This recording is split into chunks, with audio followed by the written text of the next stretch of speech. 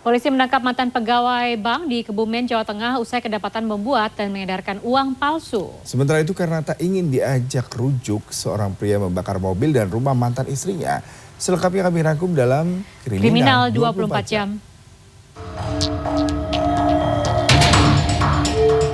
Seorang pria membakar mobil dan rumah mantan istri sirinya. Detik-detik pelaku membakar mobil terekam CCTV. Peristiwa ini terjadi di depan minimarket di Majalengka, Jawa Barat pada Selasa siang. Menurut keterangan korban, peristiwa berasal dari permintaan rujuk mantan suaminya yang tidak ia penuhi. Pihak kepolisian hingga Rabu masih mengejar lelaki tersebut.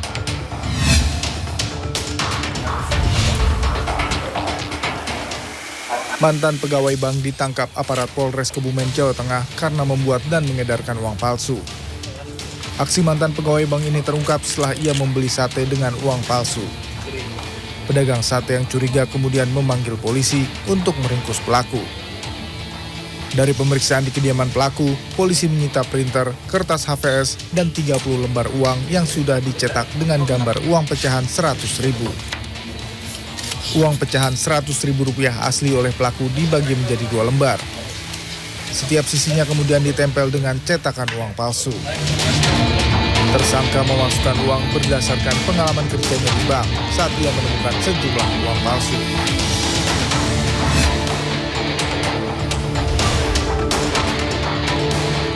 Aparat Polres Mojokerto Kota Jawa Timur membongkar sindikat peredaran obat daftar G senilai 3 miliar rupiah. Barang haram ini dikemas dalam 10 kardus dan akan dijual di kalangan pelajar SMA di kota dan Kabupaten Mojokerto.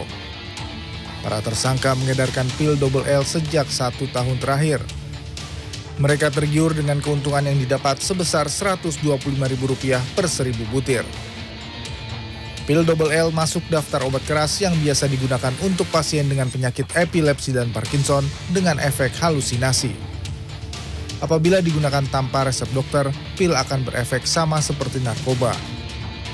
Tim Liputan CNN Indonesia.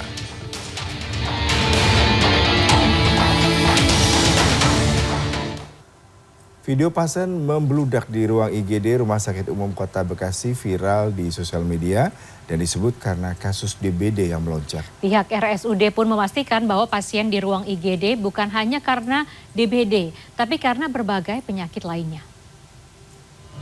Kondisi RSUD Kota Bekasi.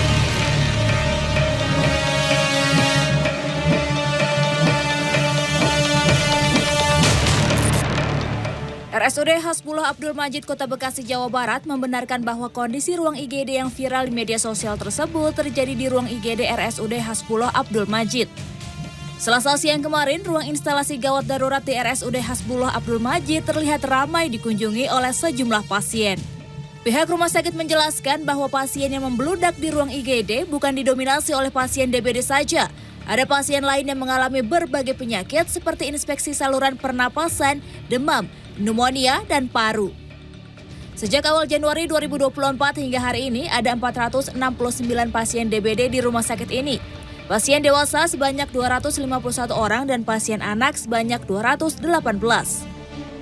Ya, saya memastikan bahwa video yang dibuat itu bukan dari tim RSUD, ya mungkin oleh pasien atau keluarganya, saya juga tidak paham. Tapi saya pastikan itu betul kondisi IGD di RSUD ya. Pada saat itu semua saya nggak tahu tanggal berapa. Dan saya pastikan karena setiap pasien ada satu penunggu ya. Jadi memang terlihat cukup penuh ya. Kusnanto menambahkan kondisi ruang IGD terlihat penuh oleh pasien, keluarga pasien, dan dokter yang sedang menangani. Namun untuk ruang perawatan bagi pasien masih tersedia. Tim Liputan CNN Indonesia.